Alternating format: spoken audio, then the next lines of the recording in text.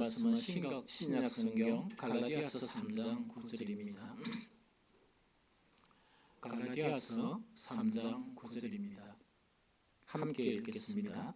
그러므로 믿음으로 말미암은 자는 믿음이 있는 아브라함과 함께 복을 받느니라. 아멘. 한 번 더 읽겠습니다. 그러므로 믿음으로 말미암은 자는 믿음이 있는 아브라함과 함께 복을 받느니라. 아멘.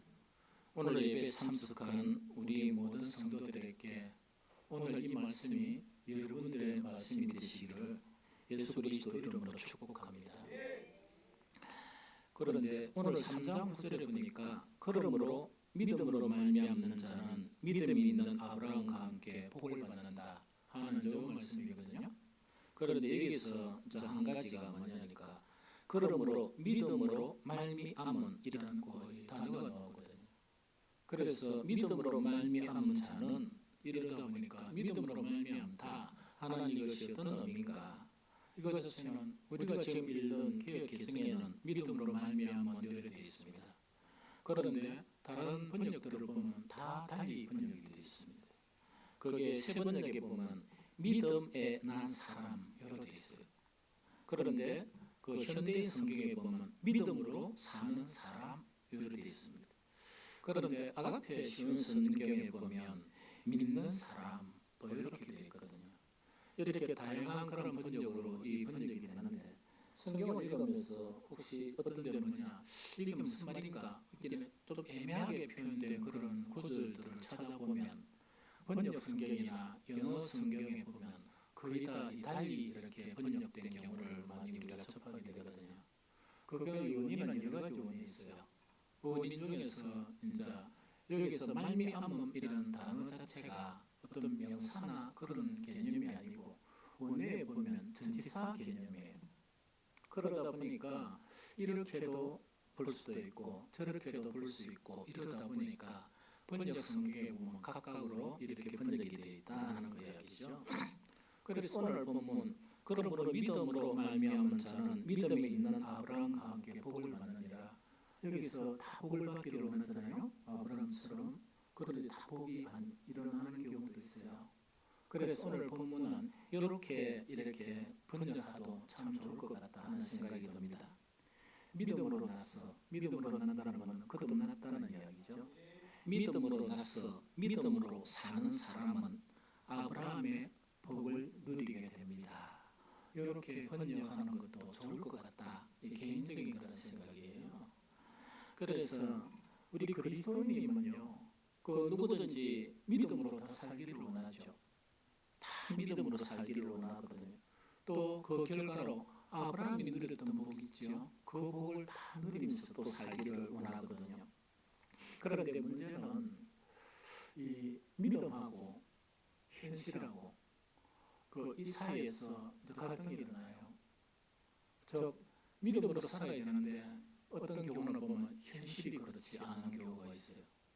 그래서 정말 이 믿음과 현실의 문제가 있는데 현실의 문제가 그렇게 쉬운 건 아니다. 그렇게 우리가 막 이렇게 비판하고 또 쉽게 이야기할 그런 내용은 아니다 하는 그 이야기죠. 그래서 기독교 신앙이란 어떤 것인가 하니까 성경에서 말하는 믿음하고 우리가 실존으로 살아가는 이 현실에 대한 현실 문제 있죠. 이 현실의 문제 갈등에서 이렇게 하면 참 좋겠다 생각이 듭니다. 너무 동기업 때처럼 이렇게 생각 없이 오직 믿음 이렇게 하다가 망하지 말고 자기의 믿음에 관한 분량대로 그 상황 가운데서 늘 믿음을 선택하며 살아나가는 거예요.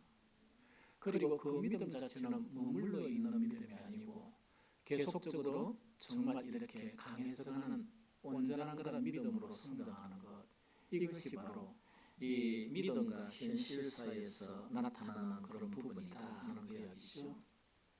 이것을 선택하면서 위험한 것이 있어요. 위험한 것은 뭐냐니까 현실을 부정하려고 드는 그런 믿음이에요. 이거는 위험해요.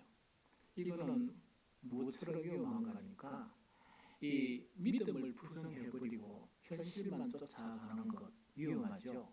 그 위험이나 현실을 싹 부정해버리고 정말 이렇게 믿음으로 쫓아가려고 하는 거거나 둘 다 보면 참 위험하다. 그래서 이런 것을 참 주의하면서 이렇게 우리는 신앙생활을 해야 된다 하는 거 이야기죠. 믿음과 현실 속에서 이 나타나는 문제, 그게 아니라 믿음이냐 안 그러면 현실이냐 하는 그런 문제에 대해서 예수님은 명료하게 말씀을 하셨어요. 명료한 해답을 주셨습니다. 그것이 마태복음 4장 4절인데 한번 읽어보겠습니다. 사람이 떡으로만 살 것이 아니요 하나님의 입으로부터 나오는 모든 말씀으로 살 것이라. 한 번 더 시작. 사람이 떡으로만 살 것이 아니요 하나님의 입으로부터 나오는 모든 말씀으로 살 것이니라. 떡으로 사는 것은 우리 현실의 문제예요. 하나님의 모든 입에서 나오는 그 말씀대로 사는 것은 믿음의 문제예요. 그럼 이것에서 뭐냐니까 예수님은 뭐라고 말씀하시는가? 우리 인간은, 특히 우리 그리스도인들은 떡도 필요하고 말씀도 필요한 존재이다. 그거 지금 가르치는 거예요. 우리 사람은 떡도 필요하고 말씀도 필요한 그런 존재다 하는 그것 자체를 이렇게 명확하게 해주신 것이 예수님의 말씀이에요. 그리고 성경에 보면 이런 내용들이, 교훈들이 너무나 많이 있어요. 그게 뭔가니까 믿음과 현실의 그런 믿음, 현실의 문제에서 우리가 한쪽으로 이렇게 잘못된 그런 선택을 하는 그런 일이 없도록 가르치는 그런 내용들이 참 많아요. 그런데 이 문제가 또 뭐예요? 그 문제를 또 한 가지를 보면 그 당시에는 좀 이렇게 좀 그 당시 교회로서는 좀 문제가 되는 그런 문제였어요. 그게 뭔가니까 고린도전서 7장 25절 26절이거든요. 같이 읽어봅니다. 시작. 처녀에 대하여는 내가 주께 받은 계명이 없으되 주의 자비하심을 받아서 충성스러운 자가 된 내가 의견을 말하노니 내 생각에는 이것이 좋으니 곧 임박한 환난으로 말미암아 사람이 그냥 지내는 것이 좋으니라 하는 요 이야기거든요. 그러면 성경에 이런 일이 딱 있으면 상황 자체를 아는 것은 대단히 중요해요. 고린도 교회 자체가 어떤 이 유럽 쪽이죠. 지금 거기에 이제 뭔가니까 이 여러 민족이 이렇게 살고 있습니다. 여러 민족이 살고 있으면 진짜 교회가 된 거예요. 교회가 됐는데 그 당시에는 뭐냐 귀족도 있었고 그 다음에 천민 이 종들이 있었어요. 그런데 고린도 교회의 특징은 뭐냐? 종들이 좀 많았어요. 귀족 신분을 가진 사람들은 조금 숫자가 좀 적었습니다. 그러면 대충 이해가 되죠. 어떤 그런 상황인지. 그러면서 온갖 그런 사상들이 유입된 그런 상황 가운데 복음을 통해서 교회가 세워진 곳이 바로 고린도 교회다 하는 그 이야기거든요. 그런데 고린도 교회에서 막 일어나면서 우리가 비판을 하죠. 전세보나 먼저 뭐 교회가 이런 경우가 있나 이런 경우가 나타나죠. 그것에서 이게 그 당시에 유럽에서 이렇게 3, 4세기 동안 이렇게 사람들을 이렇게 이끌어갔던 그런 철학 사상이 있는데 그 철학 사상 자체가 이원론이에요. 그래서 이원론이라는 것, 영과 육신을 분리하는 그런 것인데 이 이원론 자체가 여러 가지 개념으로 또 각각 파들이 있어요. 파들이 있는데 어떤 파들은 뭐냐니까 육신은 철저히 이렇게 다스려야 된다. 금욕주의로 하는 파가 있었어요. 그 다음에 어떤 파는 뭔가니까 육신은 영혼을 건드리지 못한다. 그래서 육신대로 살아도 괜찮다. 그렇게 살아도 우리 영혼 구원받는 데는 아무 지장도 없다. 왜? 육신은 아무 의미도 없는 것이니까. 이래 하다가 보니까 고린도 교회는 양극상이 나타났어요. 그래서 사람의 취향에 따라 그 복음 자체를 그 당시에는 이렇게 복음이 문서화로 되고 이런 건 없었거든요. 성경이 있고 없다가 보니까 어떤 양극상이 나타나는가? 어떤 사람들은 결혼을 처녀들이 안락해. 그 다음에 교회를 딱 나오고부터 이 부부가 뭐를 안락하는 거니까 성생활을 안락하는 거예요. 이 젊디 젊은 이 부부가 그러다 보니까 사회 문제가 되겠습니까? 되겠습니까? 사회 문제가 조금 되겠죠. 그런데 또 어떤 판은 이혼론에 입각한 어떤 판은 뭐냐? 성 문제 아무것도 아니야. 그게 내 영혼이 구원받는데 아무 해악을 끼치지 않아. 이런 거 있죠. 오늘날 구원파처럼. 그래가 자기 그 계모 있죠. 계모와 함께 사는 거야. 그러면서도 막 이렇게 살아가면서 뭐냐? 파들이 워낙 많으니까 그쵸? 4개 파뿐만 아니라 이렇게 수십 개 파들이 아마 있었을 거야. 그러다 보니까 이런 문제가 양극화되는 그런 상황이 있었어요.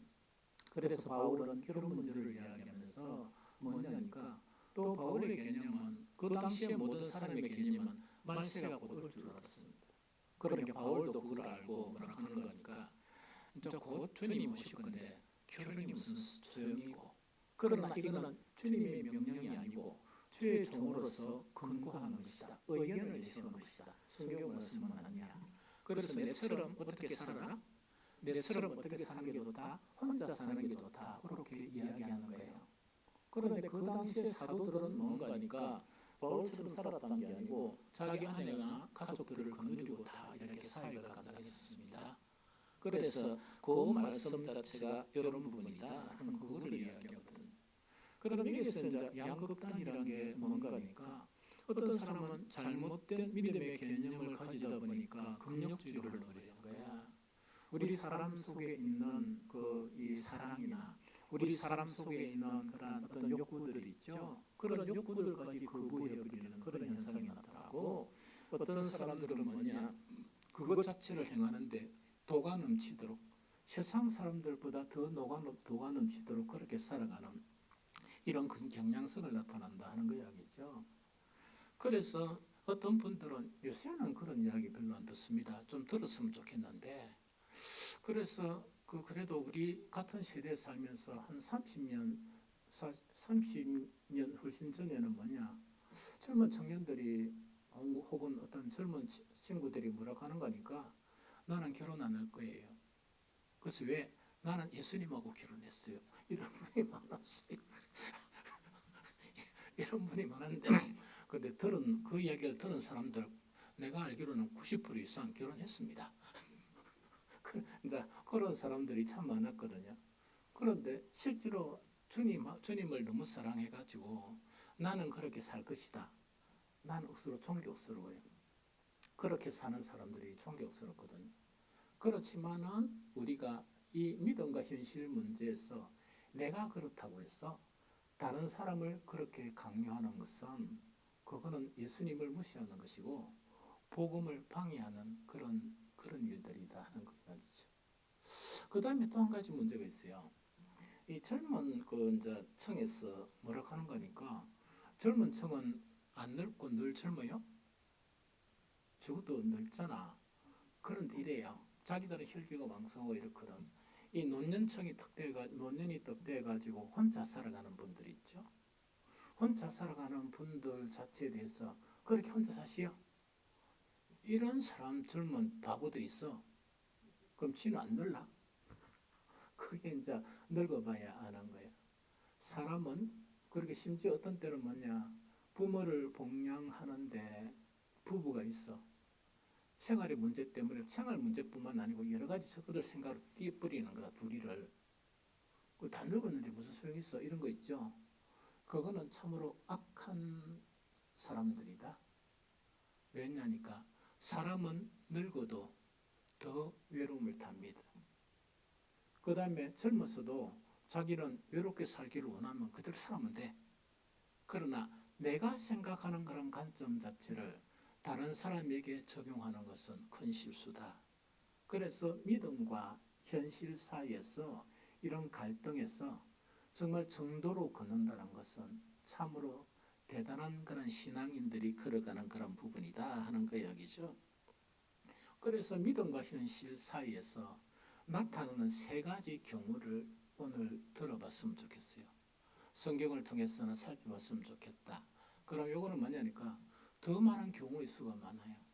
그런데 가만히 쳐다보면은 이 믿음과 현실 사이에서 정말 아까도 이야기했잖아요.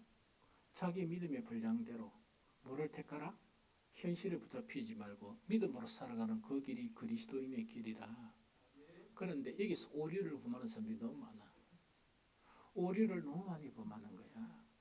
그러다 보니까 참으로 힘든 그러한 신앙이 될 수가 있다는 거 이야기죠. 이게 수준별로 한 세 가지를 나눌게요. 첫 번째는 뭐냐?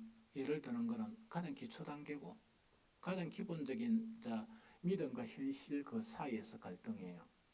그럼 이거는 보통 그리스도인 100명 같으면 한 80명이 이 속에서 있어요. 이 문제 속에 있는 거야. 그러면 그 문제는 뭔가니까 이제 가장 기본적이고 가장 많은 성도들이 이 믿음 때문에 이제 흔들리고 심지어는 믿음을 떠나버릴 수도 있어요. 교회를 떠나는 경우가 있다는 그 이야기죠. 이 상황이 어떤 상황인가니까 우리가 전도나 혹은 건면이나 안 그러면 어떤 분들은 스스로 선택에 의해서 이렇게 교회로 오게 됩니다. 교회 오다 보니까 성경에 좋은 말씀이 많거든요. 왜냐하면 아브라함의 복을 누리게 된다. 아브라함 어떻노? 이래가지고 알다 보니까 그 복이 그런 복을 누리고 싶거든요. 그러다 보니까 어떻게 하는가? 예배도 부지런히 참석하고 어떤 분들은 헌금도 꼬박꼬박하고 또 어떤 이들은 뭐냐? 그것 외에도 교회를 통해서 선한 일들이 있죠. 이 일들에도 막 참여하게 되거든요. 그럼 어떤 희망을 가지고 아브라함의 복을 누리려고 그래가 이거를 했습니다. 이렇게 막 했는데 그리고 그런 기대감을 가지고 했는데 1년이 지나도 현실 문제가 안 나왔죠. 그 다음에 그럼 한 1년만 더 참아보자 해가 1년 더 참았어. 그러다 보니까 그렇게 열심히 기도도 하고 막 이랬어요. 이래 했는데도 뭔가니까 아니 현실 문제가 해결되려는 기미가 안 보여. 가만히 보니까 기미가 안 보이고 그 다음에 뭔가니까 다른 문제들이 생기는 거야. 그러면 이거는 뭐냐니까 가장 기초적인 부분인데 모든 성도들의 80% 이상이 이 문제 때문에 갈등을 해요. 이 문제가 딱 있는 거야. 그러면 믿음을 선택할 것인가 현실 문제를 선택할 것인가 하는 이 상황을 가지게 되는 거예요. 그럼 여기서 세 가지는 뭐냐? 그나마 기미가 안 보여도 참고 그래도 믿음의 끈을 조금 쥐고 이렇게 계속적으로 신앙생활 해가는 사람은 있어요. 그건 잘하는 사람이야. 그런데 그런 사람 말고 두 가지 경우가 생겨버리는 거야. 두 가지 나쁜 결과를 가져오는 경우가 있어요. 첫 번째 결과는 뭐냐? 믿음하고 현실에서 처음에는 믿음을 탁택하면서 아브라함의 복을 생각했죠. 하다 보니까 몇 년 동안 열심히 해봤지만은 뭐라고? 잘 됐어, 잘 안 됐어. 이 대답을 할 때 혹시 진지한 거 보니까 그런 걸 많이 경험하고 있는가 봐요. 잘 안 되는 거야. 그러고 가만히 생각해봐 한 번씩은 이 목사는 완전히 거짓말쟁이다. 왜 있냐니까 잘 된다 해놓고 왜 저런 대로 막 이래가지고 그렇게 하는 거야. 그러다 보니까 뭐냐 현실의 문제에 잡혀버려요. 그렇게 교회는 떠나지 않아. 현실의 문제가 잡히면서 우선순위를 현실의 문제에 두는 거예요. 믿음은 차후의 문제고. 그래서 이래지다 보니까 신앙생활은 유지하기는 유지해도 그 무가 더 잡혀버렸다? 현실에 더 잡혀 사는 그런 신앙인으로 전락하게 됩니다. 그런데 이제 전체적인 상황을 보면요. 여기 딱 잡혀버리죠? 잡혀버리면 현실 문제가 해결 안 됩니다. 잘. 되는 경우도 있는데 잘 안 돼요.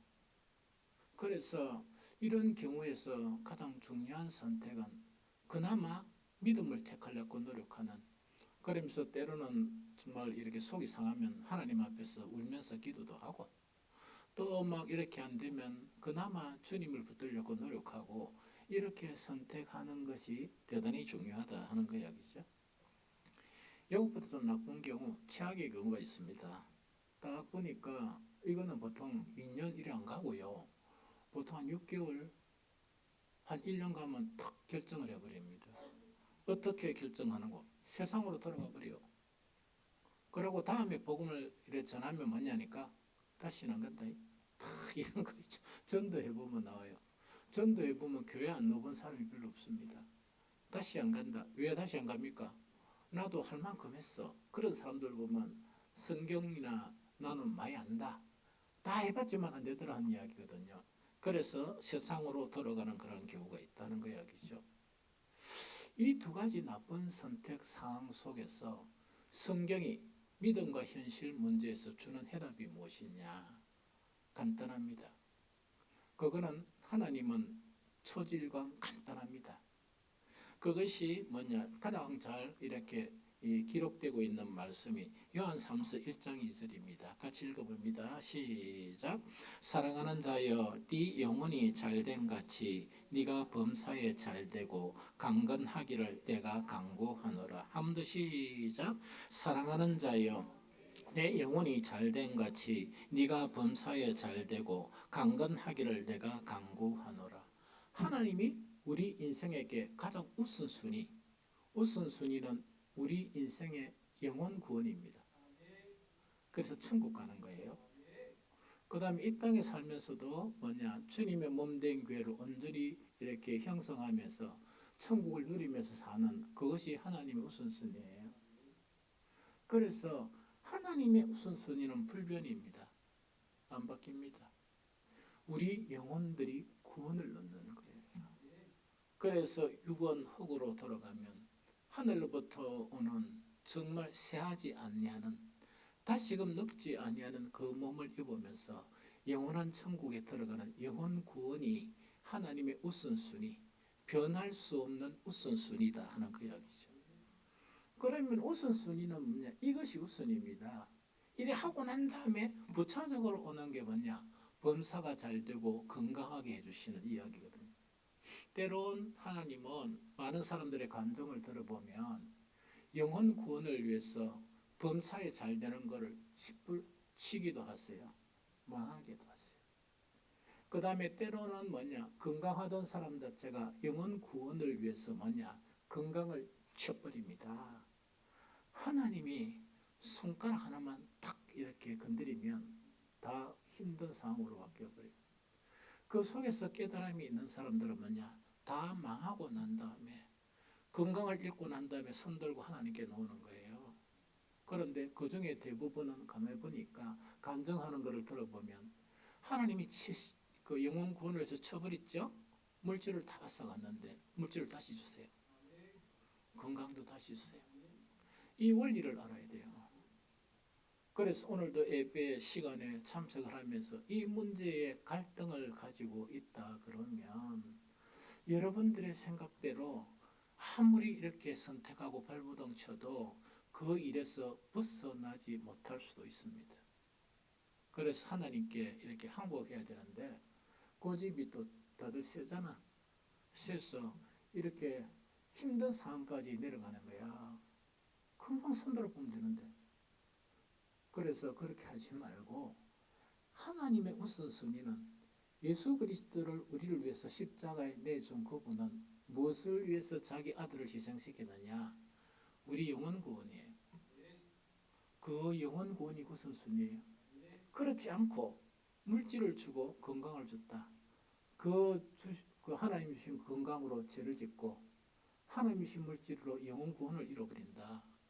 그러면 그거는 아무 의미가 없잖아. 그래서 우리는 가장 기초적인 믿음과 현실 사이에서 많이 갈등하고 명맥을 유지하는데 진짜 믿음의 생활은 아닌 그런 사람들. 또 뿐만 아니고 아니다 이래가 교회를 떠나버리는 믿음을 떠나버리는 그런 경우에는 그렇게 하면 안 된다 하는 그 이야기입니다. 그 다음에 여기 있습니다. 세 번째 경우 있죠. 악한. 이게 뭐냐. 떠나버리는 사람 있죠. 이 아이다 하고 떠나버리는 그런 사람들에게 대해서 교회는 그들을 위해서 도와줘야 돼요. 왜냐? 그들 스스로 결정할 수 있는 일이 아무것도 없습니다. 잘 들으세요. 교회 직분자들 왜 시험 넘어가니까 그 일을 하라고 시험 거야?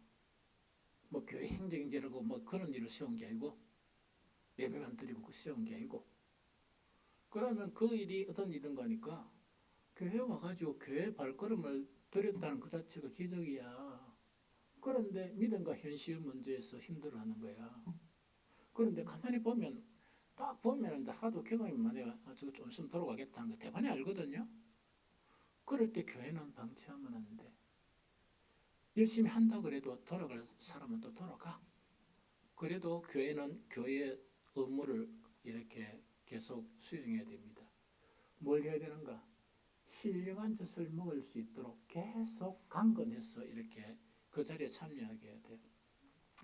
주일날 예배도 참 좋지만 요즘 그 예배의 가장 좋은 예배가 금요 기도예요. 지금 그 뭡니까? 우리 교회 말고 한 명 이렇게 출석을 해가 지금 몇 명으로 늘었는가? 토탈 한 4명으로 늘었어. 그런데 가만히 보니까 우리 교인들보다 더 열렬 팬이 됐어요. 아니 4명으로 늘었어. 그래서 때로는 한 번씩 기도에 못하는 것 때문에 마음이 좀 이렇게 상하기도 했지만은 어떤 희망을 가지는가? 옛날 청년 때 청년들 이렇게 전도를 하면서 그때 원료 집회가 있었어요. 원료 집회는 뭘 하는 건가니까 전도한 아이들을 데리고 와가지고 복음만 계속 전하는 거야. 찬송하고 찬양하고 복음 전하고 그 다음에 그룹으로 나눠가 리더들 세워가지고 복음 전한 거를 또 이렇게 서로 기도해주고 이야기하고 놀라운 일들이 참 많이 일어났어요. 회심자들이 너무 많이 일어나는 거야. 그래서 요즘처럼 악한 세대에 잘 모르겠지만 금요 이렇게 이 기도회 자체가 이제 요새 내가 어떤 용어를 쓰는가?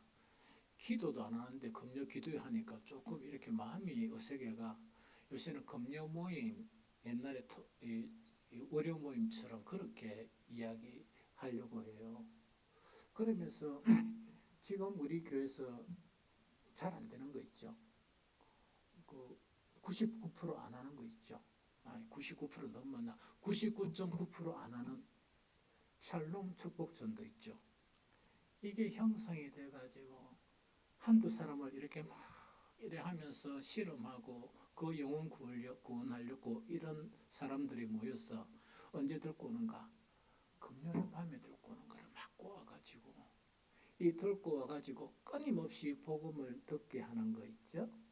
이런 일들 자체가 뭔가니까 신령한 젖을 사모하게 하는 거예요. 그럼 신령한 젖 자체는 얼라들이 뭡니까? 턱나고 나면 아무것도 못 하잖아.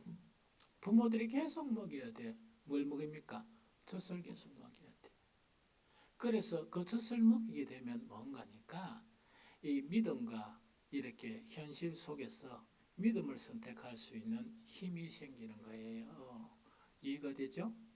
그래서 그걸 지금 막 희망이 생기는 거야. 그래서 한 몇 년 내에 우리 금요 기도회가 금요 이렇게 전도 집회가 되어가지고 이런 일이 나타났으면 좋겠다. 그래서 한 두 번 했으면 좋겠다. 한 번은 낮에. 낮이라는 거는 뭐냐? 밤에 뭐 옛날에 남편 오고 뭐 아들 오고 나면 못 오잖아. 그럼 낮에 한 번 하는 거야. 그 다음에 한 11시에 한 번 해가 하고 전신 매기가 보내고 그래 하고 또 밤에 또 한 번 하는 거야. 또 밤에 올 수 있는 사람. 이렇게 하면은 그 목사는 모임이 한 가지 더 늘어도 힘이 날 것 같아. 왜? 영혼 구원에 그런 놀라운 일들이 일어나니까. 그래서 이런 사람들에게는 계속 젖을 먹는 자리에 데리고 와야 돼. 처음에는 막 짜증내고 이러거든요. 그래도 계속 듣게 해줘야 돼요. 그럼 지도 모르는 사이에 이 믿음과 현실 사이에서 선택을 잘할 수 있는 믿음이 돼요. 두 번째, 딱 보면은 그 현실의 문제가 그렇게 안 급한 거는 그대로 내버려 두면 됩니다. 그런데 딱 보니까 현실 문제가 다급한 거야. 다급하다는 것은 뭐냐? 생활이 정말 어려운 거예요. 그럴 때 교회는 방치하면 안 돼요. 교회는 다 도와줄 수는 없어요. 그러나 기본적으로 시험이 안 들 정도로 이거는 최선을 다해서 도와줘야 되는 게 교회 사명입니다. 우리 장로님들, 안수집사님들하고 재정부 잘 들어야 돼요. 그거 하기 위해서 성도들이 뭔가 이거 헌금하는 것이지 뭐 교회 뭐이 짜들 쓸 돈 어디 있습니까? 그래서 저건 그런 일이 있으면 써야 돼. 그런 일이 있어 안 쓴다 그러면 악한 교회라. 자기 사명을 감당하지 못하는 그런 교회들이다. 이 무슨 말인지 알겠습니까? 그래도 우리 교회는 교회 산수도 다 써요. 신기한 교회죠. 그래서 저건 그거를 갖다 계속해야 됩니다. 그게 선한 일입니다. 그 다음에 세 번째는 뭐냐니까 합심기도를 해야 돼요. 그 사람들 스스로 능력이나 힘이 없기 때문에 합심기도를 해야 된다. 그거 오늘 세 가지 이거는 우리 직분자들 이 마음에 각인이 돼야 되지. 이게 흔들리지 말고 그런 일을 해야 영혼 구원의 놀라운 역사가 일어난다 하는 그 이야기입니다. 두 번째는 이제 차원이 달라요. 초신자 문제가 아니에요. 차원이 다른데 믿음이 있었고 지금도 믿고 있지만 현실 문제가 절망적이라. 아무리 생각해도 길이 안 보이는 거야. 해답이 없는 경우야. 그런 경우는 대부분 사람들은 뭐 거의 한 99.9% 포기를 해버립니다. 이제 그런 문제거든요. 아브라함의 경우에서 교훈을 얻을 수가 있습니다. 아브라함은 약속을 받았지만은 절망적인 현실을 맞이했어요. 한 가지만 다 이야기하면 너무 길고 절망적인 현실이 뭔가 하니까 창세기 18장 11절이에요. 같이 읽어봅니다. 시작. 아브라함과 사라는 나이가 많아 늙었고 사라에게는 여성의 생리가 끊어졌는지라.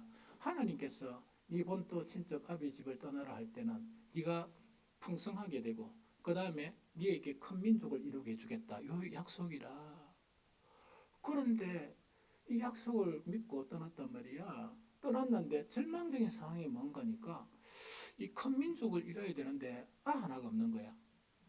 하나가 없는 가운데 안에 그 사례를 딱 보니까 뭔가니까 이제 아기를 임신할 수 없는 여인이 되어버린 거야. 이런 경우거든요. 그래서 우리가 살다가 보면 현실적으로 이거는 절망이다. 이제는 도저히 이거는 길이 없다 하는 그런 일들을 만나게 됩니다. 이 경우에서 현실과 믿음 사회에서 무엇을 택하는가 하는 그걸 이야기합니다. 대부분 포기해요. 100명 중에 99명은 아니면 1000명 중에 999명은 포기해버립니다. 그런데 성경은 포기하도록 가르치지 않습니다. 그러면 성경은 어떻게 가르치는가? 세 번역을 보면 히브리서 11장 11절 세 번역을 읽어봅니다. 시작. 믿음으로 사라는 나이가 지나서 수태할 수 없는 몸이었는데도 임신할 능력을 얻었습니다. 그가 약속하신 분을 신실하신 분으로 생각했기 때문입니다. 이거는 뭔가니까 성경은 여기에 이제 해석을 해놨거든요. 그럼 이거는 뭔가니까 현실에서는 이거는 완전히 아니에요. 사회적으로, 과학적으로, 이성적으로 이거는 끝난 일이에요. 그런데 끝난 상황 속에서 약속하신 분이 누구시라고? 하나님이시니까 소망을 잃지 않았다는 그 이야기거든. 그래가지고 뭔가니까 이삭을 낳게 되는 그거 자체를 이렇게 이야기한다는 그 이야기죠. 그런데 요거를 각 세대마다 이렇게 이 잘못 이렇게 적용하는 사람들이 많아요. 그럼 첫 번째 경우가 뭔가니까 이런 사람들은 교회 열심히 다니는 사람이야. 대부분 기도도 열심히 하는 사람이고 다 켜놔가지고 뭐라 하는 거니까 난 약속을 받았어요. 그래서 나는 확실히 믿고 있습니다. 이런 사람이 있어요. 그래서 어디서 약속 받았나 하니까 꿈에 주님이 나타났어요. 이런 분이 있어요. 그런데 내가 그런 분들 만났는데 죽을 때까지 그 약속이 안 이루어지는 경우가 허다하게 나타나요. 그럼 두 번째 뭔가니까 난 약속을 받았습니다. 믿습니다. 이래요.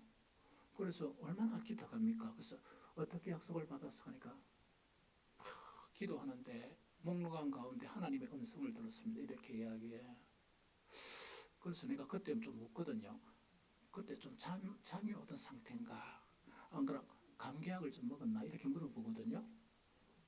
그래 이제 보통 물어봅니다. 왜 물어보는가 하니까 그럴 경우가 가끔씩은 있을 수가 있거든. 구약이나 신약 성경에서 그런 사람들이 있거든요. 있는데 그 사람들은 약속 자체가 이렇게 명문화된 약속이 없었습니다. 우리는 더 이상 그런 게 필요 없는 게 모든 계시가 성경 안에 다 나타나 있습니다. 예수 그리스도 안에 나타나 있거든요. 좀 이해됩니까? 그래서 제가 좀 듣기 싫어하는 건 꿈 이야기나 그런 거 있죠. 좀 듣기 싫어해요. 그 왜 듣기 싫어하는 거니까 여기서 이제 약속하신 이를 믿는다 하는 이거는 어떤 거니까 자 봅니다. 성경 자체에는 뭐냐니까 하나님의 복에 대한 약속이 충만해져 있습니다. 그러면 복에 대한 약속 자체가 그 샬롬 축복전도 할 때 계속 이야기했죠. 어떻게 있는가? 약속을 하시는데 이 약속 안에는 반드시 조건이 있습니다. 네가 이렇게 하면 내가 이렇게 해주겠다 이거거든요. 그러면 약속을 받은 사람은 뭐냐니까 약속하신 이것을 믿고 네가 이렇게 해라 하는 것을 갖다가 진짜 순종하는 사람이야. 내 자신을 채소 굴복시키고 그 약속을 지키려고 하나님의 언약을 지키려고 이 노력하는 그것을 이야기합니다. 그러면 뭐냐니까 내가 이 말씀 언약의 말씀을 믿었으므로 하나님께서 이 언약의 말씀에 그런 조건이 있죠. 이것을 나는 무엇으로 지켰다? 믿음으로 지키고 있습니다. 믿음으로 지키고 있고 믿음으로 지키는 사람들은 뭐냐니까 뭐라고 이야기할 수 있어요? 하나님이 약속하신 것이니까 나는 극한 현실 속에서도 이 약속을 붙잡는다. 가능하죠? 그런데 가만히 보면 복 받는다는 그것만 딱 생각하는 거예요. 그러고 그 앞에 있는 약속들은 하나도 안 하고 그 앞에 그 복 받는다 구절에 그 앞에 있죠. 앞에 눈만 돌리면 보이는데 어떻게 하면 하는가는 모르고 있어요. 그러고 알고 있는 사람이라도 실생활 가운데 하나도 적용을 안 하는 거예요. 순종을 생각을 안 하는 거예요. 그러면 하나님의 약속이 그런 사람한테 주신 거야? 옛날 이스라엘 백성들에게 하나님의 약속은 일방적입니다. 우리의 약속은 서로 합의가 이루어지는 약속이죠. 하나님은 일방적이에요. 왜냐하면 생명과 구원을 주시니까 일방적이지. 그렇죠? 이스라엘에게 약속하신 거는 다 뭐냐? 너희가 이렇게 하면 이렇게 그 약속이라. 이 언약을 폐한 것은 누구라고? 이스라엘 민족이니까 언약이 폐해지고 새 언약의 그리스도인이 된 거예요. 이걸 알아야 돼. 이걸 알아야 돼요. 그래서 쓸데없는 거 하면 안 돼. 꿈 이야기하면 안 되고 왜냐하면 꿈보다 더 확실한 생명의 말씀이 있어. 생명의 말씀인데 왜 지금은 그 옛날로 돌아가고 조금 꾸미고 뭐고 이렇게 하락해? 그 사람이 힘에다 보면 뭐만 난청이 다 들려. 나도 한 번씩 요새 자꾸 이게 귀에 소리가 이명이 너무 심해가지고 나는 들을 소리를 못 들어가 조금 한 번씩 이럴 경우가 있어요. 왜냐하면 뭐 이상한 소리가 너무 많이 나니까 시냇물 소리, 그라인더 소리 이런 거 있죠. 그렇다는 그 이야기죠. 그래서 이거를 잘 알아야 돼. 한 가지 문제가 있죠. 목사님 무슨 그 아브라함과 사례가 약속 지켰습니까?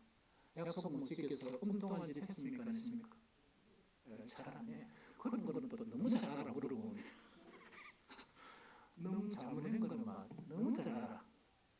그러니까 이 견디다 못해가 이 사례가 살았어요. 항상 여자가 문제야. 여자들은 정신 좀 차리어. 사사사 꼬시가지고 또 그게 또 누가 넘어가? 특별한 사람이 아니고는 남들도 다 넘어가. 이해가 됩니까? 해가지고 뭐냐니까 이게 살해하고 이게 뭡니까? 아브라함을 붙여버려야. 그러니까 이스마엘이 없어. 그런데 성경은 내가 이걸 갖다가 성경 전체를 찾아보면서 하나님이 벌을 준구나 하나님이 막 머쓱한 게 있는가 싶어서 오랫동안 찾아봤거든요. 그런데 하나님은 별 문제 없이 지나가버려요. 그런데 성경에 현실 사회에서 정말 현실에 관한 부분, 믿음이 없이 택한 부분은 반드시 그 결과가 나타나요. 아브라함의 생전에는 뭐냐? 한 번도 보지 못했던 여자들이 싸우는 거야. 누가? 사례와 하갈이 막부터 싸우는 거야. 안 뛰면 가정이 안 될 만큼 싸우는 거예요. 그래서 이 낙심한 하갈에게 또 하나님은 위로를 내려보시죠. 그런데 그때 문제로 끝나는가? 아니고 지금 뭡니까? 아까 우리 기도했죠? 미국하고 누구하고 이란? 그런데 엄밀히 말하면 미국 이란의 갈등이 아니고 이스라엘과 그 다음에 아랍의 갈등이에요. 그런데 미국 트럼프는 뭐냐? 욕하면 안 되죠. 그래서 그 양반은 누구한테 속았는가? 네오탄야가 이름도 잘 모르겠네. 그 속아가 전쟁에 들어갔다가 보니까 아니거든. 그러다 보니까 지금 이거는 상황이 극대화됐습니다. 그러면 여기서 우리가 알아야 될 게 뭐냐? 이 작품이 누구 작품이냐? 지금 전쟁이 있죠? 이 작품은 아브라함이 아니고 아브라함과 사례 작품이래요. 그거 잘 모르죠? 왜 그런 거니까 지금까지 계속 싸워.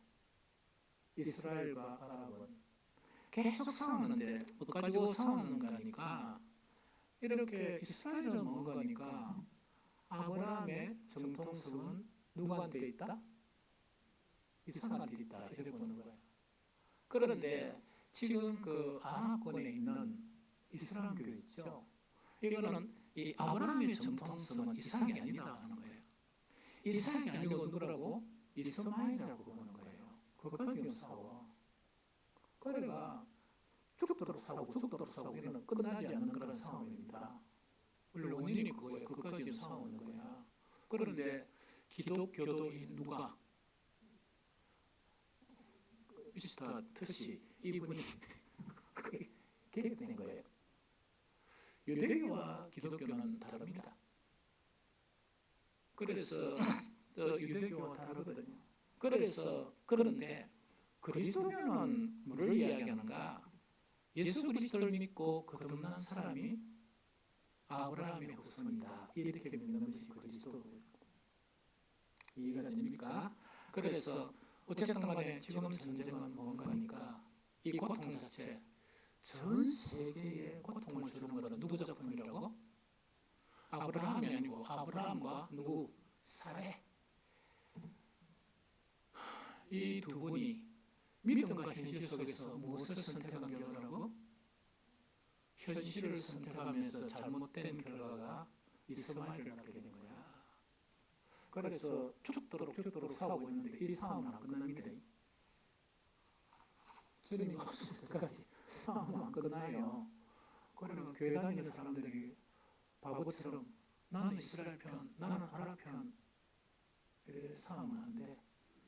우리도 대통령도 한 말씀 하셨다네. 대통령은 그런데 말을 함부로 하는 게 아니에요. 그러면 외교 갈등이 일어나고 가만히 있어야 돼. 뭐 번치고 다른 나라 정상들은 가만히 있잖아. 우리 이상형보다 똑똑한 사람들이 많은데 전부 다 별로 가만히 있잖아. 이렇게 참여는 안 할 뿐이지. 그런데 복잡한 문제를 하는 거예요. 세 번째 마지막으로 가장 난해한 문제가 있어요. 이거는 뭔가니까 차기 본의가 아니라 내가 경건하지 않게 사는 것도 아닌데 완전 뭡니까? 큰 불똥이 튀어가지고 그 휩쓸리는 상황입니다. 이런 상황 자체가 이거는 아주 중요해요. 앞으로 우리나라에 특히 한국 교회에 잘 모르겠어요. 곧 일어날 현실인지도 모른다는 생각이 들어요. 이거는 뭔가니까 성경 한 구절 보고 설명해 줄게요. 이사야서 32장 13절 세 번역 시작. 나의 백성이 사는 땅에 가시덤불과 찔레나무가 자랄 것이니 가슴을 쳐라. 기쁨이 넘치던 모든 집과 현고운 소리 거치지 않던 성읍을 기억하고 가슴을 치라. 이게 보면 이제 성경에 나타난 경고 중에서 아주 무슨 못할 경고예요. 이 경고의 내용은 뭔가니까 남쪽 유다가 있죠. 아수르가 강해지니까 하나님을 의뢰해야 되죠. 믿음을 선택해야 되잖아. 그런데 믿음을 선택하지 않고 누구한테 찾아가느냐? 애굽을 찾아가는 거야. 애굽을 딱 찾아가니까 하나님이 대노하시가 이스라엘 선지자를 통해서 너는 이렇게 망한다. 딱 망한다. 이렇게 예언하셨어요. 그런데 이것이 현실이 되는 것은 그 시대의 잘못이죠. 그 시대의 잘못이잖아.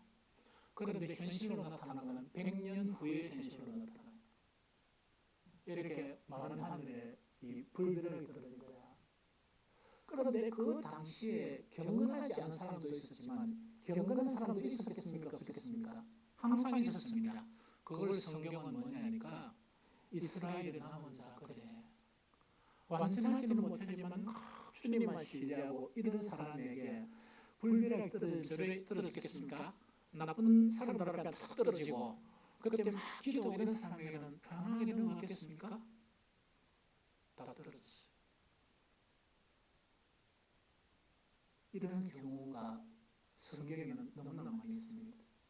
또 우리 전 기독교 교회 사이도 이런 경우가 너무나 많이 일어난다 하는 것 자체를 이야기합니다.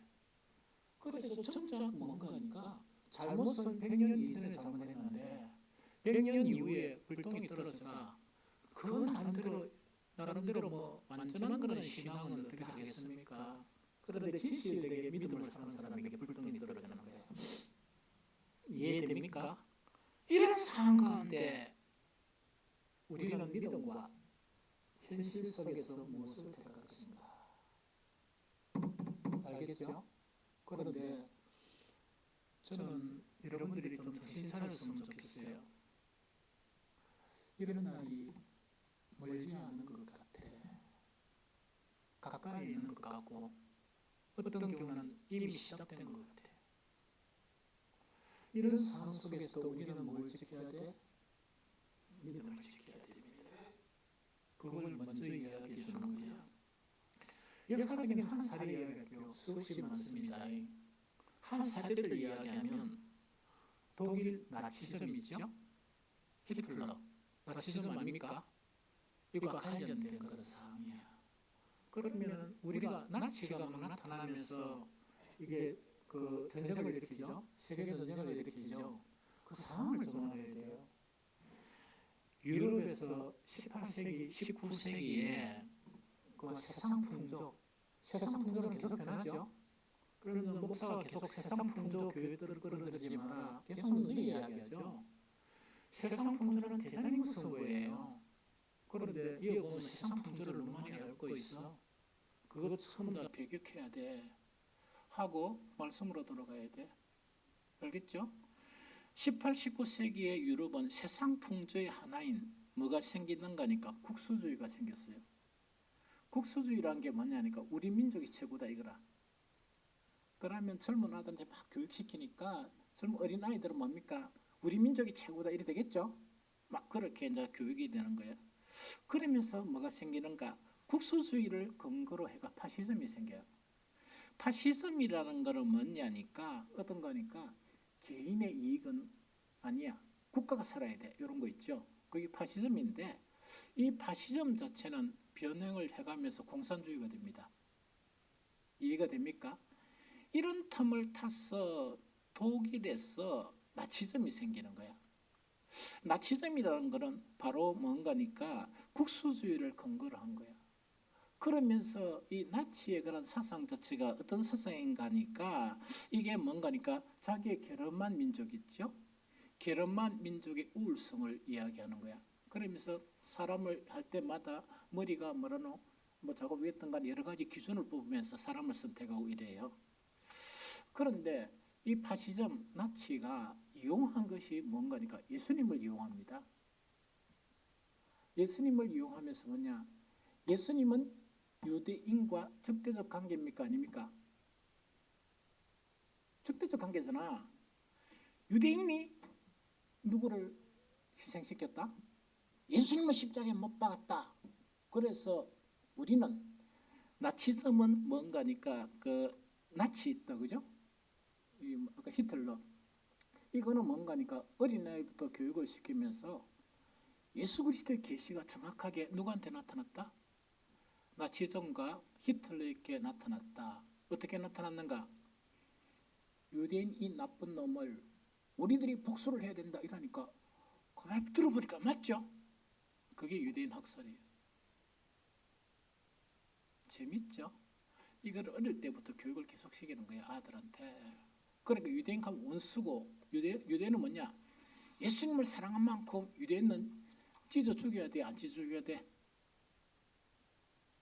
여러분들은 좀 다 신앙이 괜찮아서 이렇게 세상 풍조에 이렇게 안 흔들리네. 그렇게 근거가 된 것이 나치의 유대인 학살입니다. 그러면서 자기들은 그러면 이 자기들의 그런 정체성인 교회를 만들어야 되겠죠? 교회 자체가 뭐냐니까 독일 복음 교회예요. 와, 너무 어떻게 좋죠? 복음 교회인데. 그러다 보니까 전 대다수의 성직자들은 다 넘어갔습니다.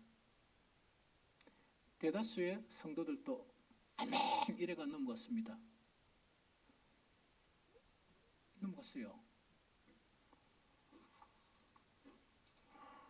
이게 참 위험한 거예요. 우리나라 대형교회 두 곳, 한 양반은 총회 갈 때 내 옆에 있었던 양반이라 뭐 소신지 무엇인지 이래가지고 예수 그리스도께서 우리 죄를 지시고 십자가에 못 박혔다가 부활한 그 날짜에 누구를 초청했는가? 대통령을 초청한 거야. 그래서 축사를 시킨가 봐. 그러니까 박수치고 아멘 아멘 하면서 박수 안 치는 사람은 그 소양반인가 그 양반이 뭐냐? 누구야? 박수 안 치는 사람 이래가지고 그런 일이 벌어지는가 봐. 아니 그 사람들은 지금 뭐야 지킬 게 너무 많은 사람들이야. 여의도 선봉교회하고 그러니까 우리가 모르는 사실을 아는가 봐. 위기의식을 느낀 거. 그래서 먼저 뭔가니까 가정한 것은 거룩한 것에 서게 되면 그게 말세야. 그러면서 아멘 아멘 하면서 찬양하게 되고 그러니까 막 교계가 막 시끄러워 가지고 죽겠어요. 그래서 몰라 가지고 내가 봤어요 안 봤어요? 이래 가지고 보다가 중간에 껐습니다. 너무나 속이 떨려 가지고 대형교회 목사라는 인간이 주님을 찬양해야 되는 입술로 그 정권을 갖다가 애굽에 가는 거 안 같아? 한 사람 생각났어요.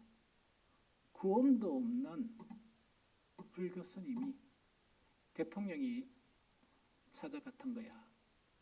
좀 만나자고. 나가보도 안 하고 이런 제어에 거절했습니다. 산은 산이고 물은 물이로다. 너는 네 갈 길로 가고 나는 내 갈 길로 간다. 그래는 못할 망정, 그런 망동을 저지르는 그런 현상 자체가 나타나는 것이 뭔가 이 나라의 교회도 위기상이 다가오는가 보다. 왜? 그 양반들은 더 많이 할 거 아니야. 더 많이 할 거 아니에요. 그래서 위기감을 느끼는 거라. 앞으로 어떤 일이 일어나더라도 우리는 믿음을 지켜야 되고 예수 그리스도를 악에 팔아오면 안 돼요. 그 나치하고 무슨 똑같잖아. 예수 그리스도의 십자가가 유대인을 처형하고 핍박하라고 지신 거는 십자가입니까? 자기의 정권, 자기의 민족의 우월성을 위해서 거짓으로 하면서 독일 복음교회라고 이야기하면서 이제 그걸 만들어 나가는 거예요. 그런데 소수의 성도들과 소수의 영적인 지도자들이 여기에 반기를 들은 거예요. 그것이 뭐냐니까 독일 고백교회입니다.